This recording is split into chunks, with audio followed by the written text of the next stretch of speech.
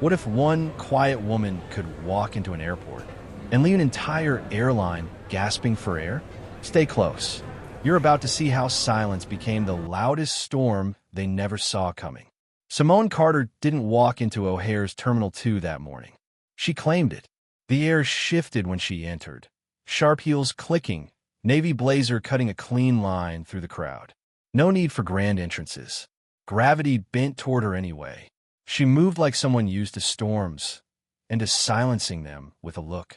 At 45, Simone wasn't just the CEO of Advanced Systems. She was the system. A legend carved not by applause, but by silence, the kind that follows when competitors fold. Her name was stitched into contracts, whispered in boardrooms, and feared in acquisition talks. She approached the Horizon Air first-class counter, leather tote hanging easily at her side. Her boarding pass was crisp, the ink still fresh from check-in. Seat 1A, Flight 328 to Seattle. A seat already bought, already earned. Behind the counter lounged Blake Foster, tie askew, keyboard clattering like a tantrum. He didn't glance up when he grunted, "Boarding pass." Simone placed it down with surgical precision. Blake skimmed it, paused, scanned again. His lip curled. "Yeah, no," he said, flicking the pass back like an overdue bill. "You're not on the list. Economy's over there." The dismissive jerk of his thumb was almost practiced, like he'd done it before. Too many times. Simone didn't blink. "You will check again," she said, her voice low and exact, slicing through the terminal's murmur. Blake gave a half-laugh, tapping harder at the keys. "I did check, lady." "You're not it. Maybe try a coach like the others." Behind him, Maya Green sauntered over, arms crossed, chewing gum slowly like the world owed her something. "What's the hold-up?" she snapped. Blake didn't miss a beat. "Some mix-up. She's not first class." "Thinks she is." The word thinks hung there, rotting in the air. Passengers shuffled behind her. A man in a cashmere jacket huffed. A woman rocked a baby stroller harder, sighing. A line was forming. The slow, toxic creep of collective impatience. Still, Simone didn't move. Not a millimeter. "If you escalate this," Blake added, voice syrupy with threat, "security will remove you. Don't say we didn't warn you." Maya smirked, already curling a hand around her radio. One twitch from her thumb, and backup would storm the counter. Simone's voice, when it came, was quiet enough to cut glass. "I suggest you call them," she said, slipping her phone back in her tote. "But you won't like what happens next." She didn't raise her voice. She didn't plead. She simply shifted her weight, one silent step closer to the counter. A queen not stepping back, but claiming her throne. And with that, Simone dialed a number burned into her muscle memory. One ring. A voice answered, calm, lethal. Andre Vance. Her COO. Her hammer. Her words were simple. "O'Hare. Horizon counter. Denied first class. Handle it." She ended the call without waiting for a reply. She didn't need promises. She was the promise. Blake Foster barely had time to smirk before the counter phone rang. Once. Twice. Urgent. Relentless. He flinched, exchanged a glance with Maya Green, and picked it up. "Gate 23, Foster speaking," he said, voice oily with routine. The voice that answered was not routine. "This is Horizon Corporate Security," the man said, clipped and cold. "You have Simone Carter to gate." "Confirm." Blake's mouth dried out in an instant. Maya leaned in, her gum slowing mid-chew. Blake stammered, eyes darting to Simone, still standing, still watching. "Yeah, she's here." "Step away from the counter," the voice ordered. "Now." Blake's hand trembled as he set the receiver down like it might explode. The next moment, his terminal monitor flickered. Lines of code raced across the screen, system commands flashing too fast to track. His access revoked. The screen locked him out with a hard, unmissable message. "Access denied. Hold all actions." Behind him, Maya's scanner beeped violently, flashing red. She yanked it back like it burned her. Passengers shifted restlessly, their complaints growing louder. "What's going on?" A man in a blazer barked. "I have a meeting in Portland." "You people can't even manage a gate?" Another woman sneered, snapping a photo with her phone. The storm was gathering. and Simone Carter stood untouched at its center, unbothered, untouchable. Blake lurched forward.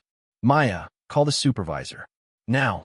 Maya fumbled for her radio, panic cracking through her practiced attachment. Supervisor Rowe to gate 23, she barked. Immediate assistance.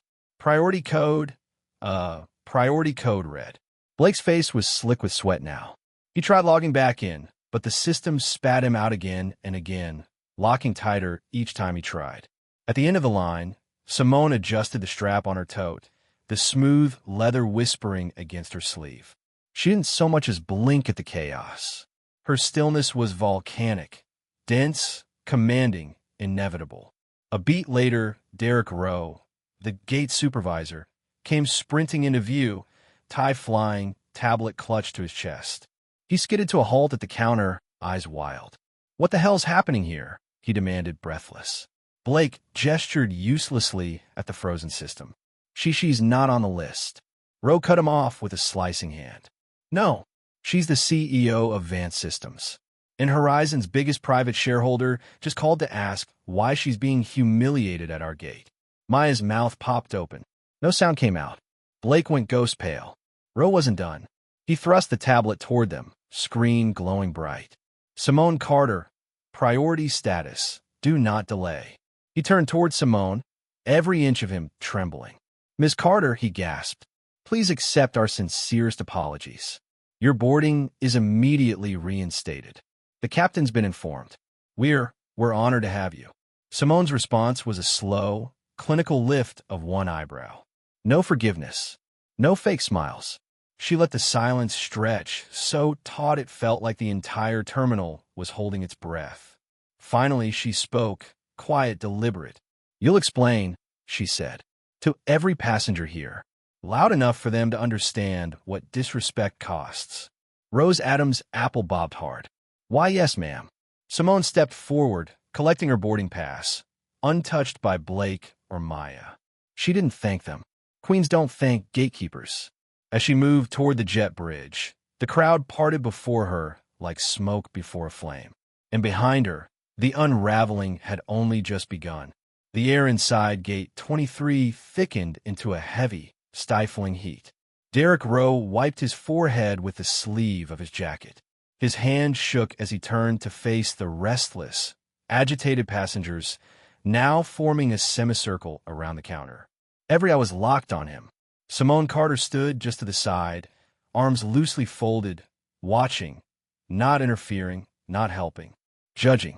Rowe cleared his throat, voice cracking on the first syllable. Ladies and gentlemen, he began, we sincerely apologize for the delay.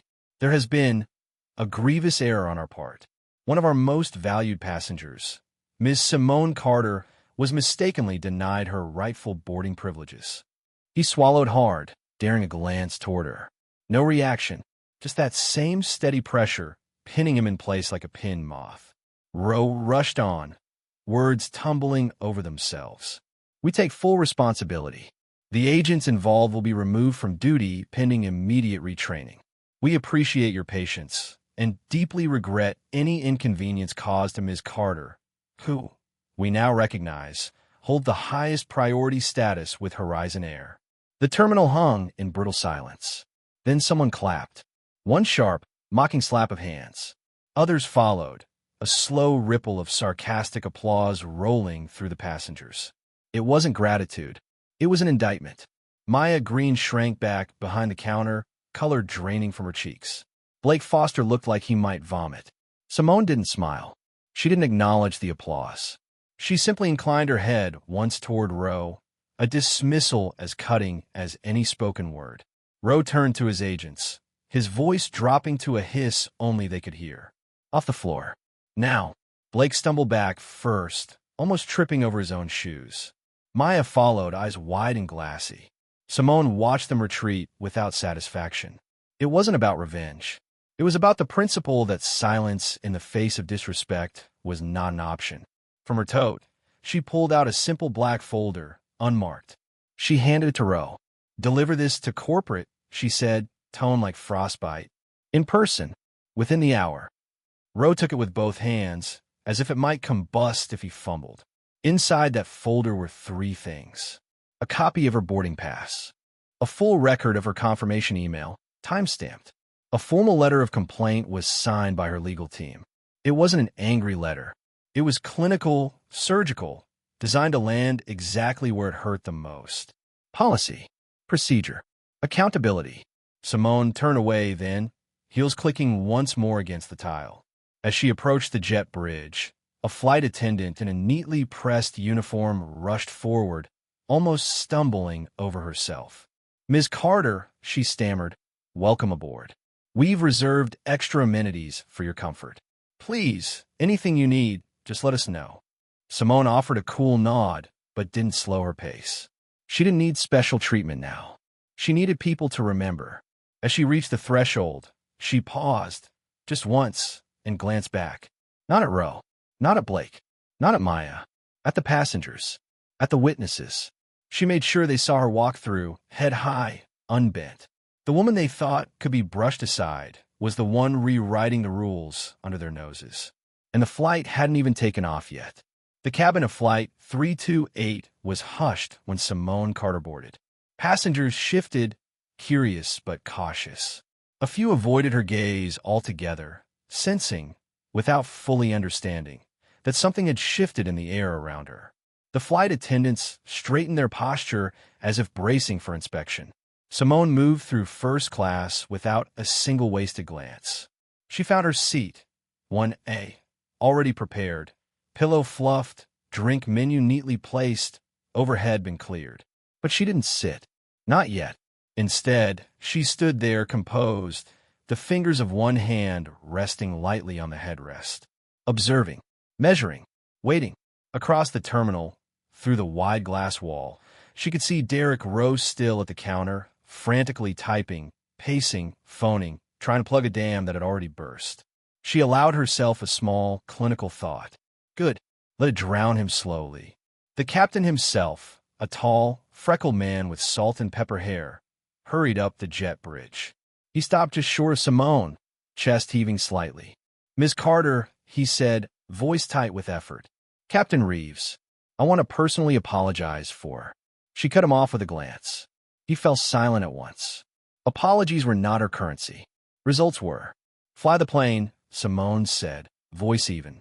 Captain Reeves nodded, almost bowing, and fled back toward the cockpit. Satisfied, Simone finally sank into her seat. Straight-backed, alert, unforgiving. She pulled out her phone, ignoring the flurry of new messages stacking up. Derek Rose's desperate emails, corporate's frantic apologies, an alert from legal already preparing a formal grievance notice. She answered only one text.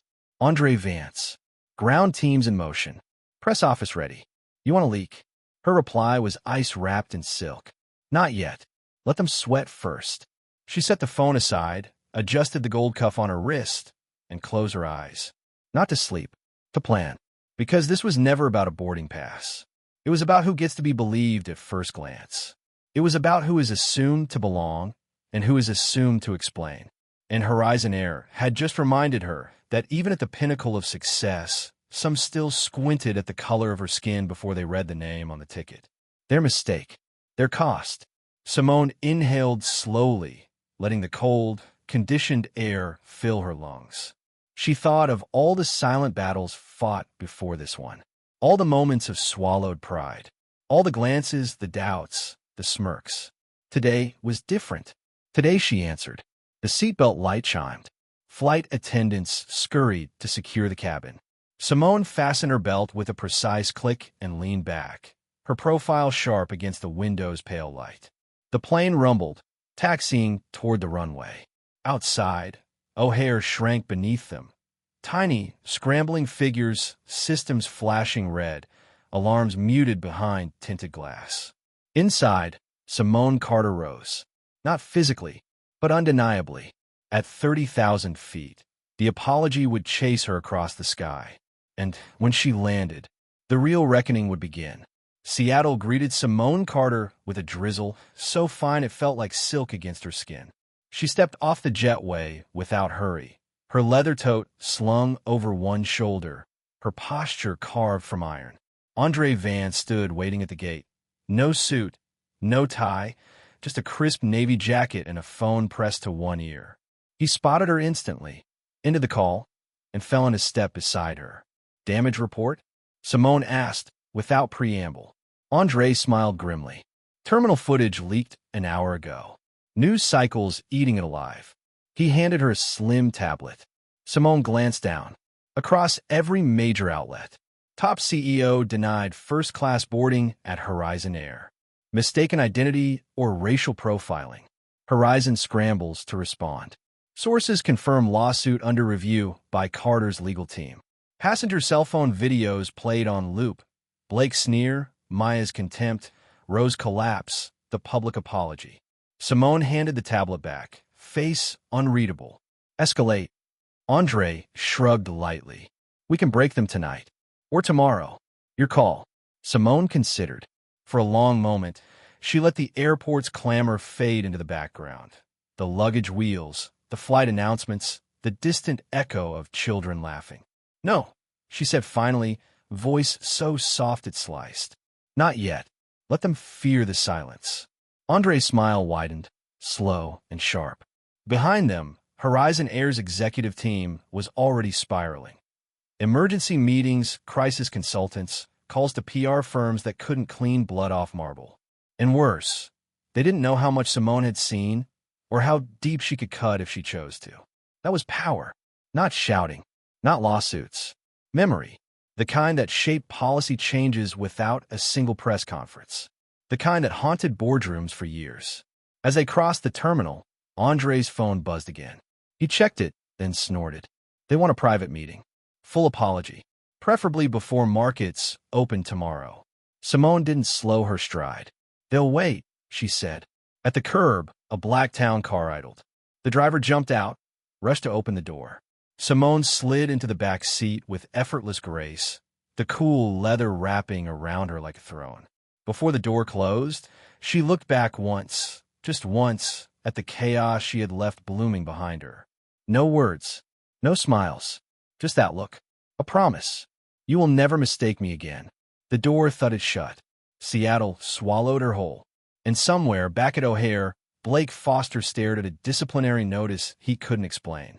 Maya Green sat through her third retraining session in as many days, the words unconscious bias and grounds for termination pounding into her skull. Derek Rowe polished his resume, knowing deep down his career was already over. They wouldn't say her name aloud. Not anymore. But they would remember it. Because Simone Carter hadn't just boarded a plane. She had carved her presence into their systems, into their policies, into their bones. Without raising her voice, without throwing a tantrum, she had simply been inevitable. And inevitability doesn't apologize. For some, that kind of reckoning would have been enough, a quiet, surgical dismantling, stitched in a corporate memory forever.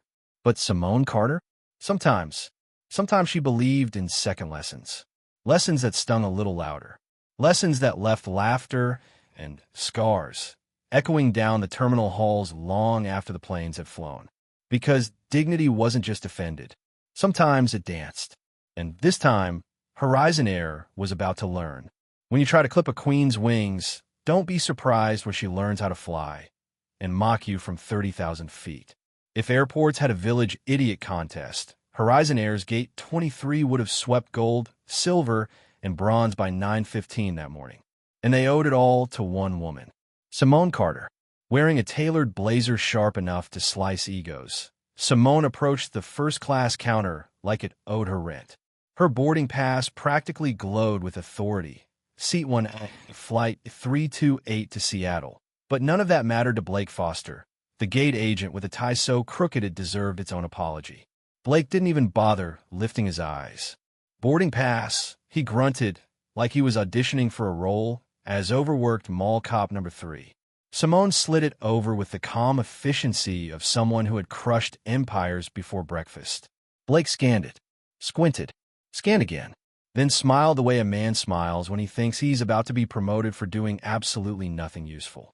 Yeah, no, he said, tossing the pass back like it was contaminated. You're not first class. Try economy, sweetheart. Sweetheart. The word hung there, rancid and stupid, like a wet sock left in a gym bag. Simone stared at him. In another universe, maybe she would have laughed. Here, she simply inhaled once, long enough to mourn the collective IQ points dying behind that counter, and leaned in. "Check again," she said. No raised voice. No fuss. Just the icy suggestion that his life choices were about to feel very, very heavy. But Blake wasn't alone in his crusade against basic competency. Enter Maya Green, a woman so tightly wound that even her chewing gum looked stressed. She flanked Blake, arms crossed, radiating the smugness of a DMV clerk who just discovered the power of the close sign. "What's the problem here?" she snapped, sizing Simone up like she was about to ask her to bus a table. Blake was ready with the brilliant summary. "She thinks she's first class." The crowd behind Simone shuffled forward, noses twitching for drama the way sharks scent blood. Simone pulled out her phone, tapped, displayed the Horizon Air confirmation email like a seasoned prosecutor flashing the murder weapon. Maya took one look, shrugged. Fake emails happen. Move along. At this point, Simone could have chosen many paths. Enlighten them gently. Demand a supervisor. Sue them into oblivion. Instead, she smiled. A small, terrifying smile. And made a call. One number. One sentence. Andre. Gate 23. They're denying me first class. No theatrics. No shouting. Just precision. On the other end, Andre Vance. Her COO. Her nuclear option. Answered with a single word. On it. Simone hung up, set her phone down, and waited. Not like a woman stranded. Like a woman preparing to watch the house burn, glass of wine in hand. Behind her, the passengers stirred. The ground began to tilt. And Horizon Air's day was about to go down faster than a bargain drone in a hurricane. Blake Foster knew two things for certain. He definitely pressed the wrong button. And he was about to press a lot more wrong buttons before the day was done. Because 30 seconds after Simone Carter's call ended, the counter phone rang with the urgency of a fire alarm tied to a hornet's nest. Blake jumped. Maya Green jumped harder. He picked up the receiver, hoping, praying, it was just lost luggage or a crying child. It wasn't. "This is corporate oversight," barked a voice so sharp it could have sliced bread. "You have Simone Carter at gate 23. Confirm." Blake's brain misfired. He shot a terrified glance at Simone, still standing there, perfectly still, like the final boss in a video game you should never have challenged. He croaked. "Step away from the counter." Click. The line went dead. And so, apparently, did Blake's will to live.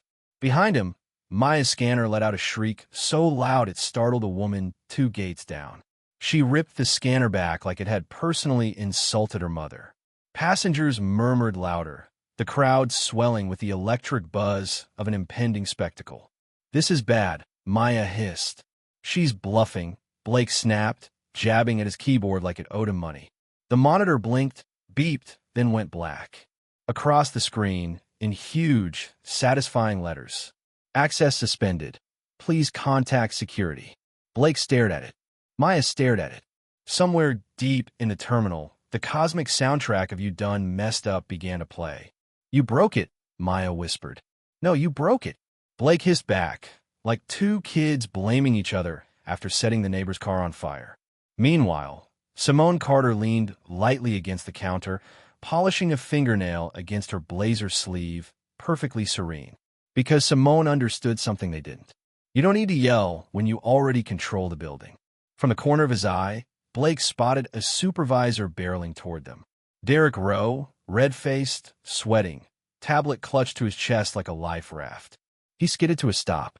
"What's the emergency?" he demanded, already scanning the furious crowd. Blake launched into a garbled explanation about glitchy scanners and passenger confusion, and how none of this was actually his fault if you thought about it hard enough. Rowe didn't even blink. He turned his tablet around, thrust it in Blake's face. There, flashing across the screen. Priority 1 alert. Simone Carter. CEO. VVIP.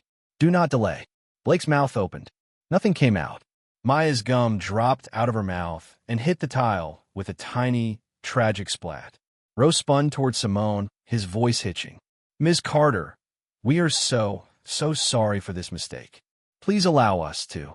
Simone didn't move, didn't blink, didn't dignify the apology with anything more than the faintest tilt of her head. And somehow, that was worse than screaming. Way worse. Blake realized, too late, that he was witnessing something rare. Not a tantrum, not a meltdown, a demolition. And the best part? Simone hadn't even raised her voice. Yet, you could almost hear it. The precise moment Derek Rowe realized he wasn't going to talk his way out of this. It sounded suspiciously like the tiny pop of his career imploding. Standing behind the counter, facing a mounting crowd of impatient passengers and one woman who could buy and sell half the companies listed on the stock exchange before breakfast, Derek did what any seasoned professional would do under pressure. He panicked. "Ms. Carter," he stammered, mopping sweat from his forehead with a sleeve. It's just a misunderstanding. We're escalating the issue now. Everything will be corrected immediately." Simone didn't blink. She didn't need to, because right on cue, Maya's handheld scanner started shrieking again, the screen flashing bright red. VVIP violation, incident logged. Passengers leaned closer, phones raised. Someone in the back shouted, "Get her on the plane already." Another chimed in, "Maybe if she were wearing a hoodie and flip-flops, you'd believe her." Derek blanched.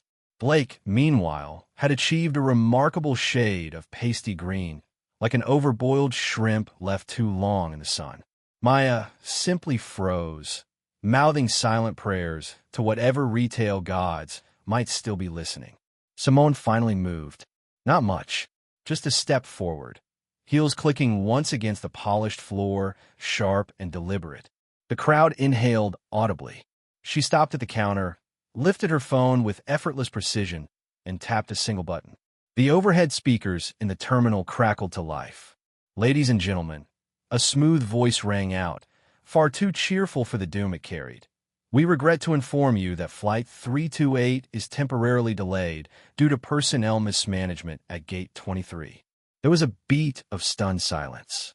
Then laughter, low at first, then swelling like a tidal wave. Passengers doubled over. An old man with a fishing hat slapped his knee so hard he nearly toppled backward. Even the toddler in a nearby stroller looked up and giggled. Maya dropped her radio. It bounced once on the floor and lay there, defeated, like the last shred of her dignity. Blake tried to log back into his terminal. The system responded by flashing a sad emoji before locking him out completely. Derek grabbed the nearest phone and hissed, "Get me corporate. Get me anyone. Now." Simone stood still, savoring the chaos. Not smug, not gloating, just efficient. Because sometimes justice didn't need lawsuits or screaming matches. Sometimes it needed nothing more than a well-timed announcement and a few hundred witnesses armed with smartphones. Blake wiped his palms on his pants, realizing belatedly that the only thing spreading faster than the story inside the terminal was the one already blowing up online. His face, Maya's eye roll, Derek's flop sweat, captured, immortalized, shared, forever. And somewhere, deep in Blake's lizard brain, a small, shriveled voice whispered the obvious. "You picked the wrong woman." Derek Rowe had two choices: crawl under the counter and fake his own death, or try to salvage the single worst PR disaster Gate 23 had ever seen. He chose poorly. Grabbing the microphone like it was a lifeline, Derek cleared his throat with all the dignity of a man choking on a breadstick. "Ladies and gentlemen," he croaked, "we sincerely apologize for any confusion today. Ms. Simone Carter is a highly valued VVIP client of Horizon Air, and, we regret any inconvenience caused by, system errors." The crowd was not impressed. Someone near the back muttered, "Yes, sure, system error, also known as you thought she didn't belong." Another voice, "Maybe the system's not the only thing that needs fixing." A third voice, louder still, "Y'all about to trend harder than Black Friday riots." Phones flashed like paparazzi in a feeding frenzy. Simone Carter remained where she was, arms folded, expression unreadable, watching Derek struggle like a cat in a swimming pool. She didn't need to interrupt. Reality was doing the heavy lifting now. Meanwhile, Blake Foster stood paralyzed behind the counter, the terminal screen blinking a fresh message. Urgent. Do not engage with VVIP. Immediate supervisor contact required. A little late for that memo, champ. Maya Green tried to look busy, furiously tapping on her dead scanner like maybe it would magically reboot and erase her existence. Spoiler, it didn't. At the far end of the gate, Andre Vance arrived, strolling with all the relaxed menace of a man who knew exactly how this would end. He caught Simone's eye, gave a single, subtle nod. She tilted her head, imperceptible, commanding. And just like that, Andre pulled out his phone. 30 seconds later, Horizon Air's internal server hiccuped and then spat out a glorious, catastrophic update. Employee disciplinary notices. Foster, Blake, immediate suspension pending investigation. Green, Maya, immediate suspension pending investigation. Rowe, Derek, supervisory review scheduled. The terminal's announcement system pinged again. Attention all passengers. Due to personnel realignment, boarding for Flight 328 will commence shortly. Thank you for your patience. Personnel realignment. That was corporate speak for we're firing people so fast HR got whiplash. Blake dropped his ID badge on the counter like it weighed 1,000 pounds. Maya let hers slip from trembling fingers. Derek just sagged against the wall, defeated. Passengers cheered. Someone started a slow clap. And for the first time all morning, Simone Carter smiled. Not a big smile. Not a gloating, evil villain smile. Just a small, razor-sharp, lesson-delivered smile. The kind of smile that said, "You won't forget me. You'll warn your replacements about me. You'll whisper my name like a cautionary tale in every training session for the next decade." And the best part? Simone hadn't raised her voice once. She hadn't even broken a sweat. She had simply let their own incompetence perform the execution. Neat, efficient, brutal. The only casualty was their dignity. And judging by the look on Blake's face, even though it was already rotting in the lost and found, Flight 328 finally boarded. But not before Horizon Air learned the full meaning of public humiliation. Blake Foster and Maya Green were nowhere to be seen. Yanked from duty like bad actors booted off stage mid-performance. Derek Rowe was last spotted pacing frantically near the lost luggage office, mumbling something about career transitions and maybe it's not too late for culinary school. Meanwhile, Simone Carter boarded first, not because anyone rolled out a red carpet, because when you own the room, the carpet moves itself. The flight attendant at the door practically tripped over her own words, trying to welcome Simone aboard. "Ms. Carter, we're honored. Anything you need, anything at all." Simone just nodded once, cool and sharp, and glided her seat.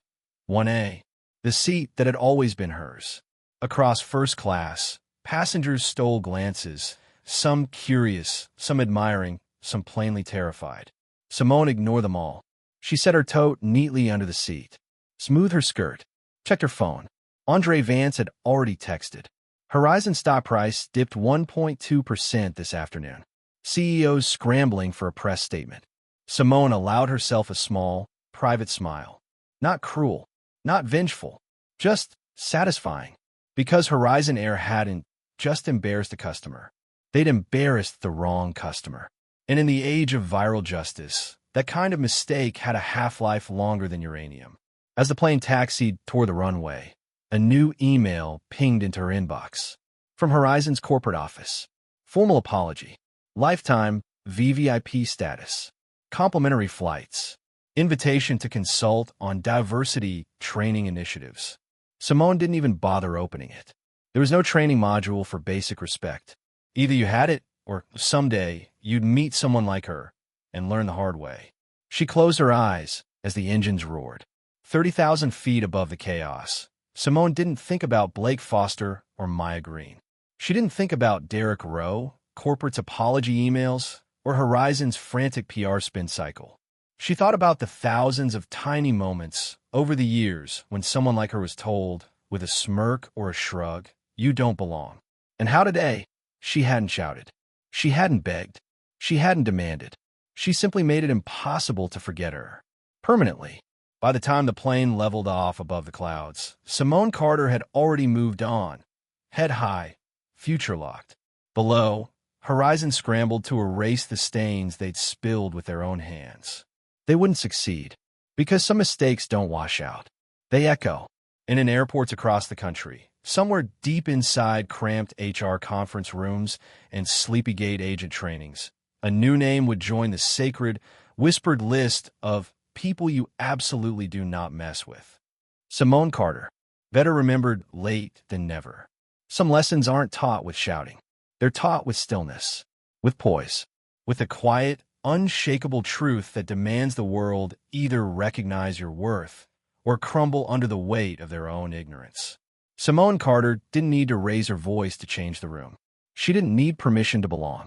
She was the proof that dignity, when wielded precisely, leaves a mark deeper than rage ever could. And if you've ever been doubted, dismissed, or made to feel smaller than you are, remember this. You don't have to become louder to be powerful. You only have to become undeniable.